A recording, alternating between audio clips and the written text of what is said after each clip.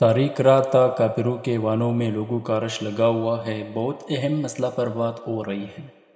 سارے کے سارے کافر ہیں۔ غیر مسلم ممالک کے بڑے بڑے بادشاہ، امراء، حکماء، وزراء، فلاسفر اور دانشوروں کا مجموعہ لگا ہوا ہے۔ اسلام اور مسلمانوں کے خلاف انتہائی بھیانک اور خوفناک منصوبہ بنا رہے ہیں۔ 558 ہجری کا زمانہ ہے۔ سردیوں کی ٹھنڈی رات ہے۔ علم اسلام کا فرمانروا امیر المومنین نور الدین زنگی سارا دن امور مملکت میں مصروفیت کے باعث تھکاوٹ کا شکار ہے۔ نیند کا غلبہ باری ہے، مگر اس کے باوجود وہ اپنے پروردگار کی خوشنودی کے لیے اپنے رب کے سامنے سجدہ ریز ہو جاتا ہے۔ آرام کے لیے بستر میں لیٹتا ہے۔ تھکاوٹ کی وجہ سے نیند جلدی آ جاتا ہے۔ آنکھ بند ہوتے ہی سلطان نور الدین زنگی نے خواب میں حضور اکرم صلی اللہ علیہ وآلہ وسلم کی زیارت کی، جو کہ ایک مسلمان کے لیے نیکبختی کی علامت ہے۔ خواب میں آپ صلی اللہ علیہ وآلہ وسلم نے دو آدمیوں کی طرف اشارہ کیا اور فرمایا، مجھے ان دو لوگوں نے بہت تکلیف دی ہے، جلد مجھے ان شیطانوں سے نجات دلاؤ۔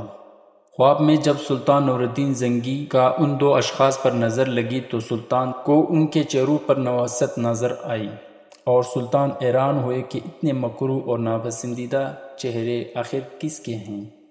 ان دو افراد کی حقیقت جاننے سے پہلے ہی سلطان نور الدین زنگی کی آنکھ کھل گئی۔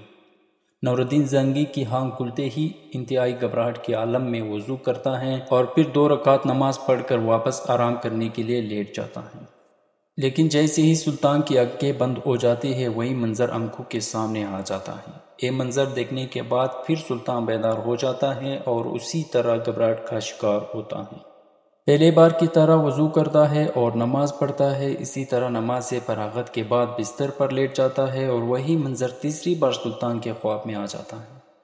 3 بار یہ حیرت انگیز واقعہ پیش آنے کے بعد سلطان نور الدین زنگی انتہائی بے قراری کی حالت میں اللہ کے سامنے خوب گڑ گڑائے اور رقت آمیز لہجہ میں التجا کرنے لگے کہ اے اللہ، یہ کون ہے جنہوں نے میرے پیارے نبی صلی اللہ علیہ وآلہ وسلم کو تکلیف دی ہے، اور اس خواب کا کیا مقصد ہے؟ اس کے بعد سلطان نور الدین زنگی نے اپنے وزیر جمال الدین موصلی کو اپنے دربار میں طلب کیا۔ جمال الدین موصلی انتہائی دانا اور زرک وزیر تھے۔ سلطان کے چہرے پر پریشانی دیکھ کر وہ بھی پریشان ہو گیا۔ دھڑکتے دل اور لڑکتی زبان کے ساتھ دریافت کیا کہ ہے میرے سلطان، رات کی اس پیر اتنی پریشانی کی وجہ کیا ہے، اور میں آپ کا کیا خدمت کر سکتا ہوں؟ سلطان نور الدین زنگی نے اپنے اس دانشمند وزیر کو اپنے خواب کا پورا تفصیل ذکر کیا اور کہا کہ میری سمجھ میں کچھ نہیں آ رہا، آپ ہی مشورہ دو کہ میں کیا کروں، کیونکہ نبی کریم صلی اللہ علیہ وآلہ وسلم کا اس طرح بار بار میرے خواب میں آنا اور ایک ہی منظر کا خواب میں پیش ہونا ایک کوئی معمول کا خواب نہیں ہے، بلکہ یہ کسی بڑے خطرے اور اسلام کے خلاف کسی سازش کی روک تھام کے لیے الہامی اشارات ہیں۔ وزیر جمال الدین موصلی نے اپنی دانشمندی سے سلطان کو مشورہ دیا کہ ہمیں فوراً مدینہ منورہ کی طرف جانا چاہیے اور ہم اس سفر میں بالکل بھی تاخیر نہیں کر سکتے۔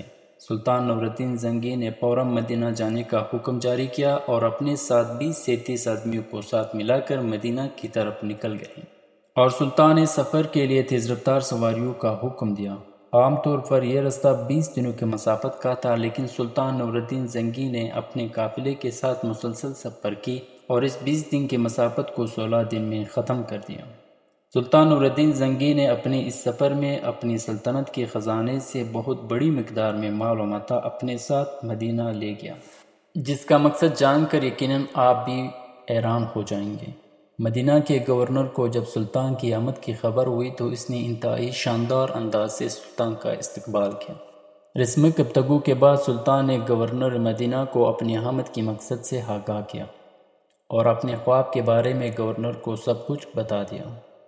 سلطان نور الدین زنگی گورنر مدینہ اور سلطان کے امراء و وزراء کے درمیان مشاورت کے بعد اس نتیجے پر پہنچے کہ جن 2 لوگوں کو سلطان نے خواب میں دیکھا تھا ان تک پہنچنے کے لیے ایک شاہی دعوت عام تیار کیا جائے گا، جس میں مدینہ کے چھوٹے بڑے، جوان بوڑھے، مرد اور عورت ہر ایک کو مدعو کیا جائے گا۔ اس طرح سے مدینہ کے اندر موجود ہر شخص جب دعوت کے لیے آئے گا تو سلطان نور الدین زنگی ایک ایک شخص سے بنفس نفیس ملے گا۔ اور سلطان ان 2 افراد کی نشاندہی کرے گا جو اسے خواب میں آیا تھا۔ مشاورت کے بعد مدینہ کی گلیوں میں اعلان کیا کہ ایک شاہی دعوت کا اہتمام کیا گیا ہے اور مدینہ کا ہر فرد نے اس میں شرکت کرنا ہے۔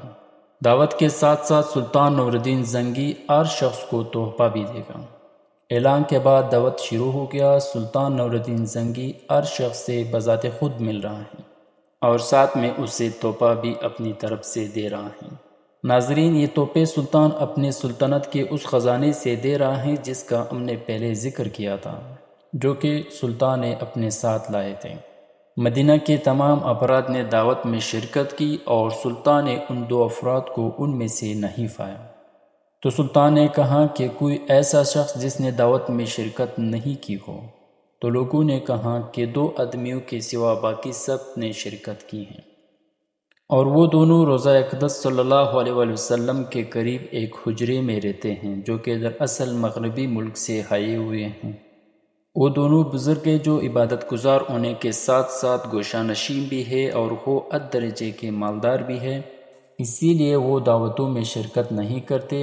وہ نماز، روضہ اقدس صلی اللہ علیہ وآلہ وسلم اور جنت البقیع کی زیارت کے سوا اور کسی بھی چیز کے لیے اپنے حجرے سے نہیں نکلتے، اور ہو سکتا ہے کہ اسی وجہ سے ان لوگوں نے یہاں بھی شرکت نہیں کی۔ سلطان نے ان دونوں کو اپنے دربار میں طلب کیا۔ سلطان کا حکم سنتے ہی ان دونوں کو سلطان کے دربار میں حاضر ہونے کے لیے بلایا گیا۔ ان دونوں کو سلطان نور الدین زنگی کے سامنے پیش کیا۔ لوگوں کا دربار میں حاضر ہونا ہی تک کہ سلطان نور الدین زنگی کے ہوش اڑ گئے اور سلطان انتہائی حیران ہوئے کہ یہ تو وہی منحوس چہرے ہیں جو کہ سلطان کے خواب میں آئے تھے۔ سلطان نور الدین زنگی نے اپنے آپ پر قابو پایا اور ان سے دریافت کی کہ تم کون لوگ ہو اور یہاں کیا کر رہے ہو؟ انہوں نے کہا کہ ہم مغربی ملک سے آئے ہوئے ہیں اور حج کی شہادت حاصل کرنے کے بعد یہاں مدینہ میں حاضر ہوئے۔ یہاں آنے کے بعد ہم نے یہی رہنے کا فیصلہ کیا ہے۔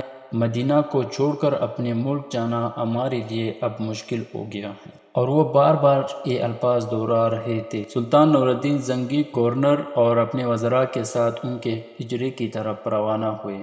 وہاں پہنچنے پر دیکھا کہ ان کے گھر میں بہت سارا مال ہے اور سلطان ان کے حجرے کا بغور معائنہ کرنے لگا۔ اچانک سلطان نے زمین پر بچھی ہوئی قالین اٹھا کر دیکھا تو قالین کے نیچے لکڑی کا تختہ تھا۔ تختہ اٹھتے ہی سلطان نور الدین زنگی اور ان کے ساتھیوں کی حیرت کی انتہا نہ تھی، کیونکہ تختے کے نیچے کھدی ہوئی سرنگ نظر آئی جس کا سمت روضہ اقدس صلی اللہ علیہ وسلم کی طرف جا رہی تھی، اور یہ سرنگ مسجد نبوی صلی اللہ علیہ وآلہ وسلم کی دیوار کی حد پار کر چکی تھی۔ سلطان نور الدین زنگی نے دونوں یہودیوں سے سرنگ کھودنے کا مقصد دریافت کیا۔ انہوں نے سلطان کے سامنے پہلے تو انکار کیا، لیکن جب سلطان نے ان کو ڈرایا دھمکایا تو انہوں نے سلطان کو اصل حقیقت سے مطلع کر دیا اور کہا کہ ہم دونوں یہودی ہیں اور ہمارا یہاں آنے کا مقصد تمہارے رسول یعنی نبی کریم صلی اللہ علیہ وسلم کے جسم اطہر کو سرنگ کے ذریعے روضہ اقدس صلی اللہ علیہ وآلہ وسلم سے نکال کر بڑی یہودی طاقتوں تک پہنچانا تھا۔ جسم اطہر کو روضہ اقدس صلی اللہ علیہ وسلم سے نکال کر ان کا مقصد مسلمانوں کی ہمت اور حوصلے کو پست کرنا تھا۔ یہ سنتے ہی لوگوں پر رکت طاری ہوئی کہ مدینہ منورہ میں اتنی بھیانک اور خوفناک سازش ہو رہی تھی اور اہل مدینہ کو پتہ تک نہیں چلا، اور وہ بے حد شرمندہ ہو گئے۔ یہودیوں کی اس مشن کو دیکھ کر مسلمانوں کو یہ سبق ملا کہ کافر اور باطل قوتوں سے کبھی بھی کسی قسم کی سازش اور دھوکہ دہی کی توقع کی جا سکتی ہے۔ سلطان نور الدین زنگی نے حکم دیا کہ روضہ اقدس صلی اللہ علیہ وآلہ وسلم کے چاروں اطراف خندق کھودی جائے اور اس میں سیسہ پگھلا کر ڈالا جائے تاکہ مستقبل میں اس طرح کے واقعات سے بچایا جا سکے۔ سلطان نور الدین زنگی نے ان 2 یہودیوں کے سر قلم کرنے کا حکم دیا۔ تو ناظرین، اس طرح سے اللہ تعالیٰ نے اپنے محبوب صلی اللہ علیہ وآلہ وسلم کے روضہ اقدس کی حفاظت کی اور کافروں کے منصوبوں کو برباد کر دیا۔ اللہ ہم سب کی حفاظت فرمائے۔ اگر آپ کو ویڈیو اچھی لگی ہو تو ویڈیو کو لائک کریں اور چینل کو سبسکرائب کریں اور ساتھ میں بیل آئیکن کا بٹن ضرور دبائیں تاکہ اس طرح کی ویڈیوز آپ تک بر وقت پہنچ سکیں۔